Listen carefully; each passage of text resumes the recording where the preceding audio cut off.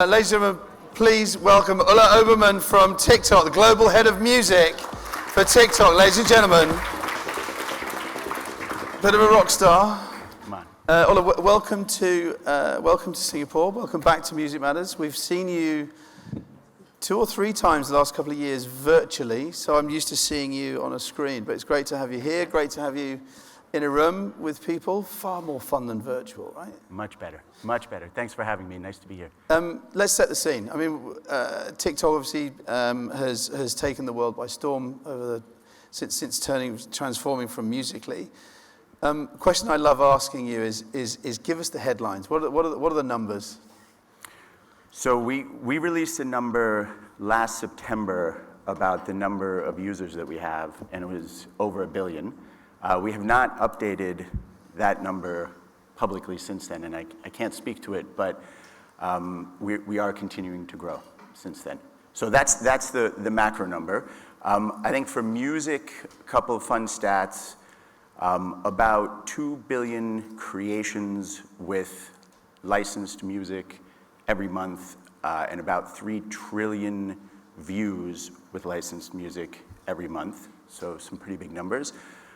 Over, I think, about 440 songs in 2021 went over 1 billion streams or listens. That was a 3x growth on the year before. About 200 songs. We really carefully measure the impact that TikTok is having on the charts and also on performance on other platforms, Spotify, YouTube, etc. Because we really see ourselves as marketing and promotion first and foremost. So about 200 songs started on TikTok and then went into the Billboard global charts, the UK charts, etc. So continuing to see some very big numbers and a lot of growth. I mean, that kind of ends you up in trillions by the end of the year. I mean, it's insane numbers. Yeah. What's been the key to your growth? I think, so the mantra at TikTok is inspire creativity and bring joy, right? And so inspire creativity is about the creators, the community on TikTok. People love expressing themselves on TikTok. And so really it's all about getting the community to want to engage with music and to then soundtrack their creations with music, and I think that's continuing to happen, very passionately. The product, I think, is also a key part of it. Obviously, the algorithm is pretty incredible. It does a really good job of picking up the signals from music, putting the right thing in front of you, putting the right thing in front of me. Every single person in this room gets a different feed on TikTok, and I think it's a really amazing balance of the things you know and want to hear, and the things you didn't know yet you want to hear, so the discovery part of TikTok. So we're continuing to really focus on that. And then I think the third thing is we're building the team. So we have a lot of people around the world who are working on TikTok music. We have Paul Hurricane just got into a new role, which is a global head of music operations. We never had that role before. So now we have someone and his team who are really looking to make sure that every country in the world is well represented in terms of the music. Paul's here, he's in the room, so say hello later if you have a chance. And hundreds of people around the world, in addition to Paul, who are just making sure that we're working with labels, with publishers, with managers, with artists to make music really exciting on TikTok. How important is, when we talk about numbers and talk about views, we talk about in the billions and trillions, but how important is engagement, not just swiping through the videos? Yeah. I think the metric that we should be thinking about, creations and views are, everyone understands that, everyone can kind of look at those numbers and compare them, what's happening with this song, what's happening with this song. It's a nice way to sort of compare, but the engagement goes much deeper than that, right? And I really think that is the way that we should be thinking about the success of music, because it's more multi-dimensional than just, creating is pretty involved already. Viewing is not that involved necessarily, because if you're just watching a passive feed, sure, you're listening, you're watching, you're being exposed to the music, and to the video, but you're not engaging and leaning into it. So we're always thinking about how do we make the music experience on TikTok more engaging? You know, how do we get people to not only create, but create with one another? How do we get them to want to remix? You know, back when I was growing up, the way you expressed yourself with music, you made a mixtape of the songs that you loved. And maybe you gave that to a friend or a girlfriend or ex-girlfriend. Ex-girlfriend. So I think making TikToks it's the mixtape of this generation. You know, it's how, and people spend hours and days, you know, obsessing about making the perfect video with the perfect cue, with the perfect soundtrack or song. And that's amazing for the music industry and for artists. That's what we want. And I remember you saying, again, a year or so ago, that you were starting to measure things by the number of the success, not just by views or engagement, but the number of creations. Yeah. So like I said, I think views, we all understand views because streams on the subscription services, that's how we measure, you know, the relative success of the songs. But I think creation, again, it's a much more involved metric. It means not only that you were exposed to and heard that song, but you said proactively, I want to make a video with that song because that song touched me in some way, or it's expressing something that I want to express with the creation that I'm going to make. And then the creation's a visual creation because it's a video, but the vibe is often set by the song or the soundtrack that you're using to that video. So I really like that creation metric. I think it's really important to keep an eye on. I remember you telling me recently about an artist called Pink Panther. Yeah, Pink Pantheress. Pink Pantheress, sorry. Yeah, she's a very cool artist out of the UK. And what she did is she would put samples of her new songs on TikTok, and in her TikToks say to the community, what do you think of this? Do you like the drop? Do you like the harmony? Do you like the lyrics?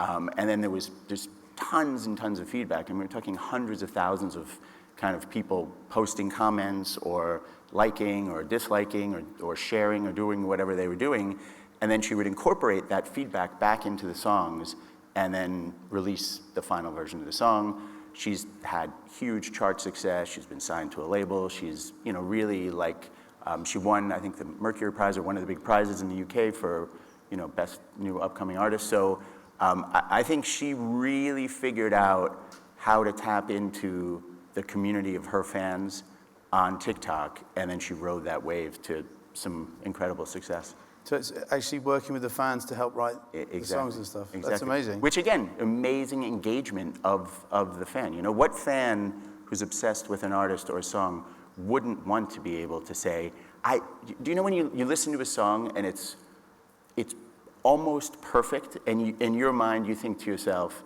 I would have just changed that a little bit and it would be even more perfect for me, for what I would like to get from this song. I think that's why that's a really engaging thing for a fan to be able to do with the artist. That's amazing. I remember we had Imogen Heap live with us one year, and she was talking about how she got her fans to send sound bites to her, and that she'd include those sound bites in the track. And this is a whole new level, right? Same thing, but just made easier, right? Because you can do it in real time online. Yeah. We talked about kind of some of the big numbers. We talked about where the growth is coming from.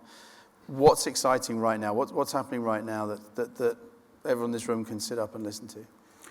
I think, well, if we start, I like the last question from the last panel. You know, I think UGC continues to be the thing that I'm really excited about. You know, the user-generated content, whether that's video, music, short-form video, including music and soundtracks of music, I just think we're still at the very early stages of what that is from a creative perspective and from a business perspective. I think that's going to be a massive category for us going forward, for us meaning the whole music industry and for TikTok.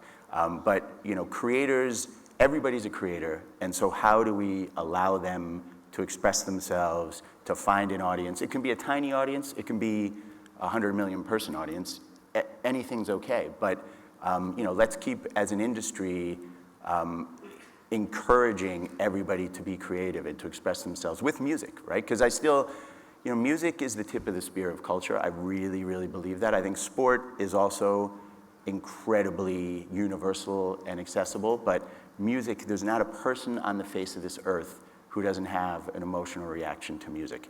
And so if we can use that as kind of the tip of the spear to continue to drive culture and how people create and interact with culture, I think that's massive. And to me, that's UGC, right? The promise of UGC. I've got a few other things. You want me to keep going? Or Yeah. I mean, you were talking about Sound On recently as well. Sound On is another one that I'm extremely excited about. As I said earlier, inspire creativity and bring joy. That's the overarching mission of TikTok. One of the really important kind of frameworks underneath that is how do we enable creators to make a living or to find fame or to find the creative outlet that they want? Whatever it is that they're looking to do by being creators, we want to enable that. And I think that's one of the things we wake up every day thinking about and trying to execute on. So Sound On is our answer to that in the sense that I should talk about what Sound On is. Sound On is, think of it as a separate entrance into TikTok for an unsigned, unregistered musical creator who wants to upload a song and have us identify the song so that when it gets used in creations and viewed, we can start paying them right away. So we launched this in a handful of markets: Indonesia, Brazil, US, UK last year. We just launched Mexico, and we'll keep going. And we've had a lot of success. We've have 35, 40,000 artists in at this point, so a pretty good number. Many of these songs and artists have been signed by publishers and labels in the meantime. But the reason we're doing this is we want these creators to be able, going back to the promise of UGC, we want the music to be recognizable right away so that we can pay out and so that we can also keep track of them and make sure that they don't kind of get lost, because TikTok's a really big community. So let's keep an eye on the really promising ones. Let's talk to them. Let's pair them up with the right collaborator. And hopefully let's get them a record label deal or a publishing deal or whatever it is that they want. Let's get them a bigger audience so they can tour across Southeast Asia and make a living on that. Whatever it is that creator wants. So all those things are happening. We're able to pay these creators right out of the gate. As I said, many of them have gone on to get label deals, publishing deals. Many of them are having commercial success on TikTok, on Spotify, on YouTube, on Amazon, on Apple, all the services. So we're really excited about the space that we can play in when it comes to sort of that whole value chain of music, from never heard of the artist of the song to this is now a multi-platinum artist signed to Columbia Records. And that is, I know, so your next session is, you're going to be at the Music Managers Academy after this, but is it making it very easy for artists then to understand how to monetize their work? I think you have to have human interaction with the artist to explain that to them, right? And again, this is why we have kind of the secret entrance for the undiscovered creator coming to TikTok, because we want to kind of greet them at the door, shake hands, say, this song's amazing.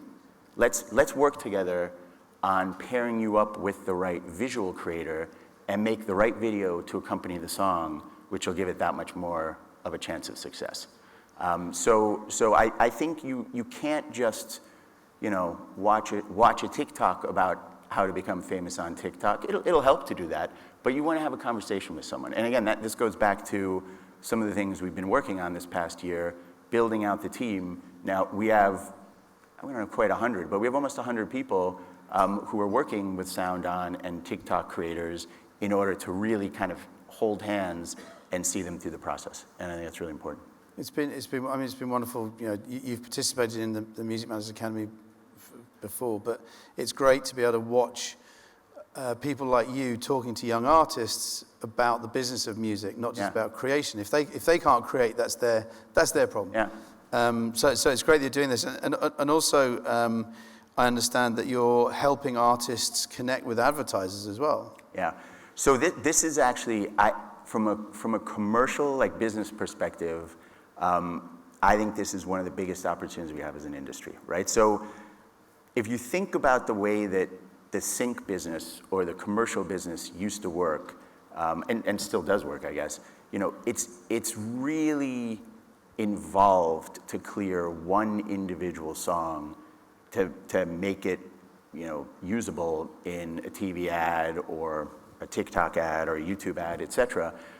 So we have an initiative called our Commercial Music Initiative. We have a commercial music library already, which is pre-cleared for any advertiser to be able to use any song to make an advertisement on TikTok. And I think actually one really fundamental thing, advertisers, they don't make ads they make TikToks on TikTok that are their ads, right? So the same way, if you, as a personal user, as a creator, were making a TikTok in order to express yourself, they're making a TikTok in order to try to talk to the community about, letting them know about their product or service, but they want to use music as the soundtrack in the same exact way that a personal creator would want to do that. And the model doesn't really work for that because you have to get all these separate rights cleared. So we've got this commercial music library already. It's working really well, but a lot of the really big name artists and songs are not in there because they require these additional clearances. So we're working with the industry to try to figure this out. We've modeled this out. I think that the sync or commercial music business could easily be 4 or 5 times the size that it is today within like a handful of years if we get this right. I think it's hard to get a number, but it's probably $600-700 million right now. And I think it could easily be several billion if we got it right on TikTok, and then I think that would domino to some of the other platforms as well. So I think there's a huge commercial opportunity there. And one of the things, going back to SoundOn actually, we have a song, artist out of the United States called Nicky Yor, song called Sunroof. It's like a real feel-good summer song. And it came in through SoundOn. He's since been signed to Columbia Records on the label side and Universal Music Publishing on the publishing side. But we looked at what caused this song to have success, and it was entirely driven by advertisers. So on TikTok, there are well over 1 million small businesses who want to make TikToks to promote whatever they're promoting. Little guy in San Diego with a taco truck, and he wants to just spend $1,000 to advertise locally in that market to tell people that he's got the best tacos on the beach. So he wants to use Nicky Yor's Sunroof in his video to do that, in his TikTok to do that. He's able to do that because if the song is in SoundOn, we put it into the commercial music library as well. So this song ended up having literally millions of creates, and I can't remember how many billions of views it's gotten to, but because the advertisers were using it in their ads. Once it got to a certain level, it had become so mainstream that now kind of the creators and the influencers all got onto the song as well, and that kind of took it to even the next level. But I think it kind of answers a question also, which the labels ask us a lot, is how can we use TikTok to break artists and promote and market in new and exciting ways?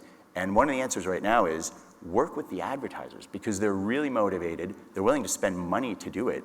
And so if you can get your song into one of these advertisements or one of these TikToks, you're going to ride a really big wave. I've mentioned that there are a number of artists in the room here. Actually, no, sorry. Question before that.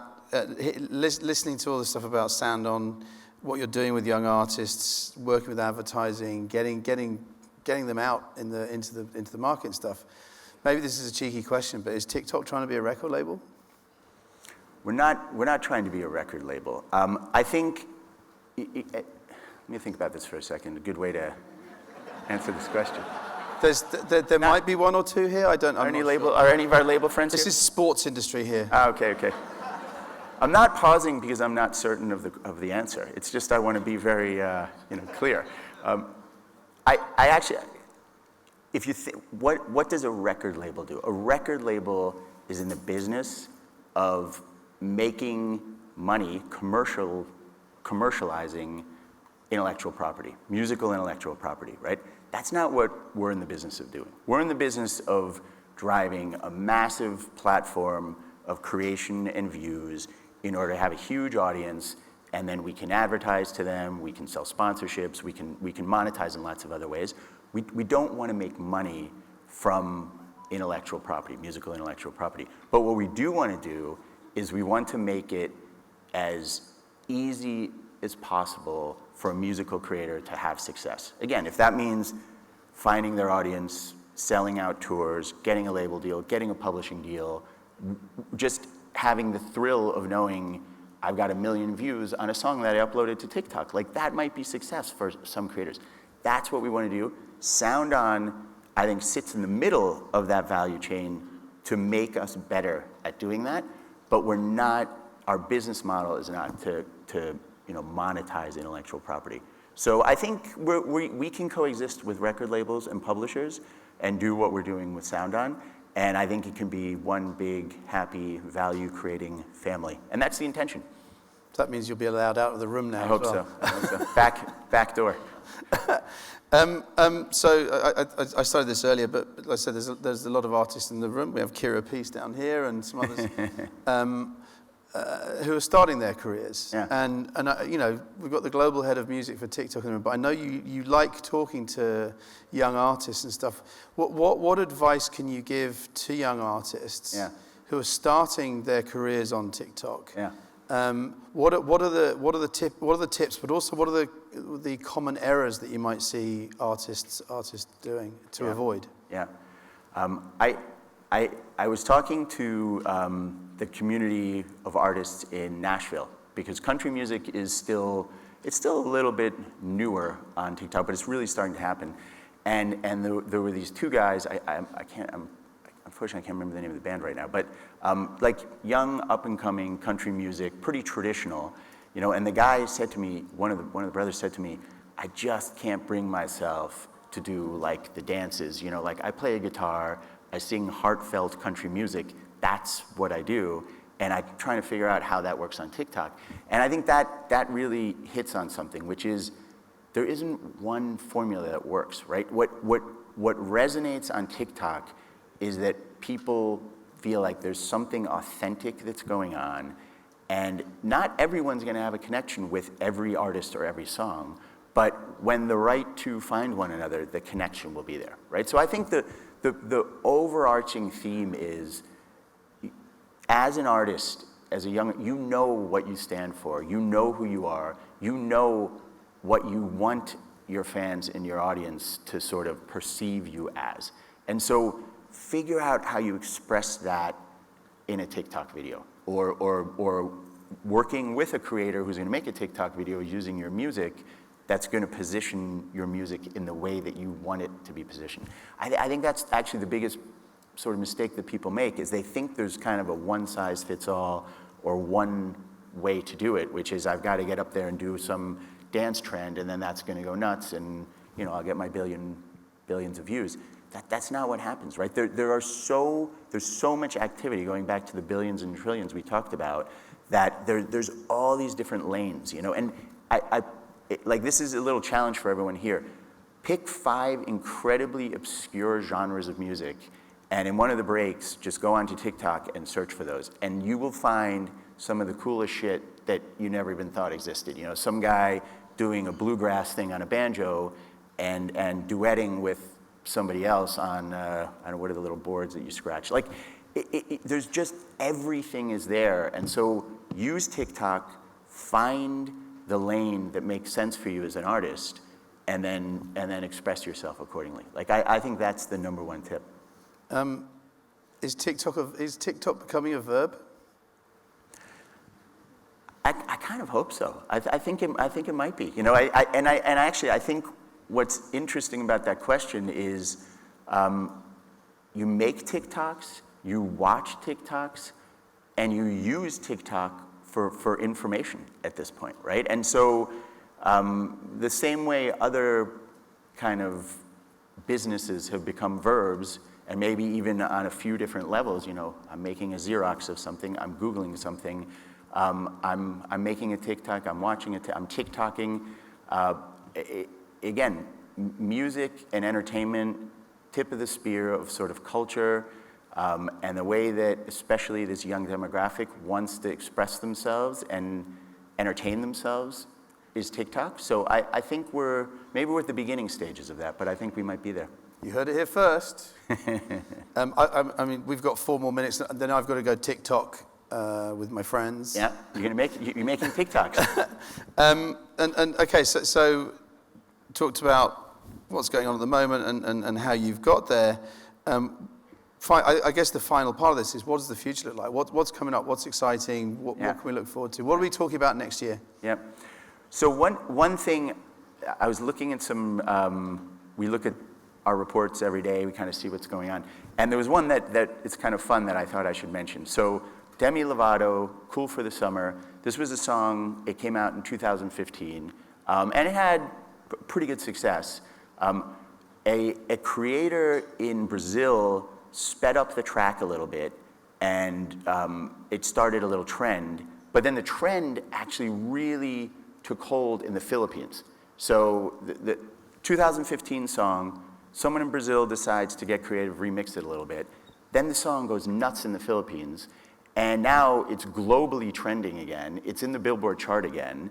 The original version, not the sped up version, although a lot of people are loving the sped up version. So I'm bringing this up because I think we've been talking about this for years, but this globalization of music and the ability for repertoire from anywhere in the world to travel anywhere else, I think much more becoming a reality.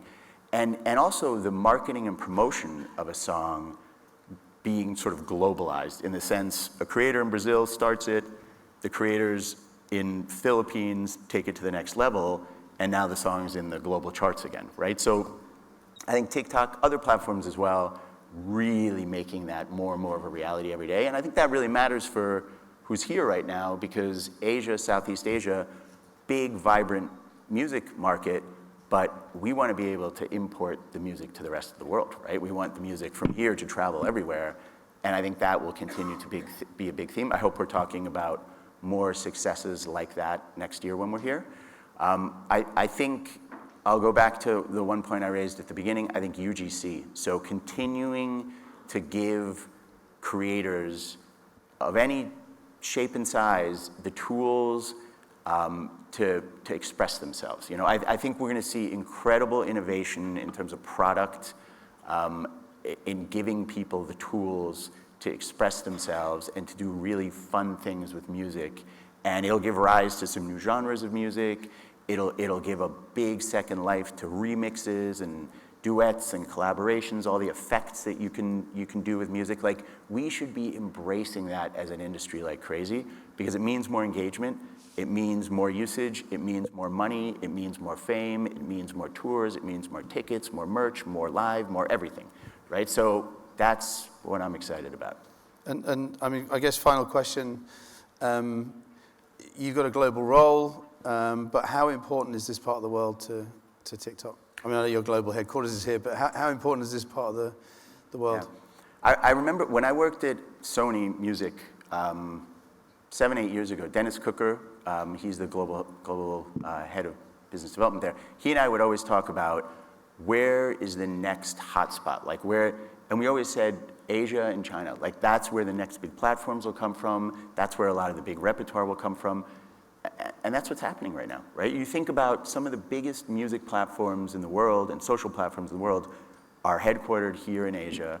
I think from the repertoire traveling side of things, it's still early days. Like, it's happening, but it's going to happen even more, much more than it is.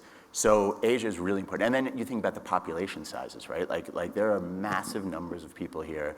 There's, going back to the example of the Demi Lovato song, community in the Philippines made that song famous again. Like, that's amazing, and that happens in Indonesia, Malaysia, all these big populous countries where people are really engaged with music and with TikTok. So I think that's going to become bigger and more important as we go.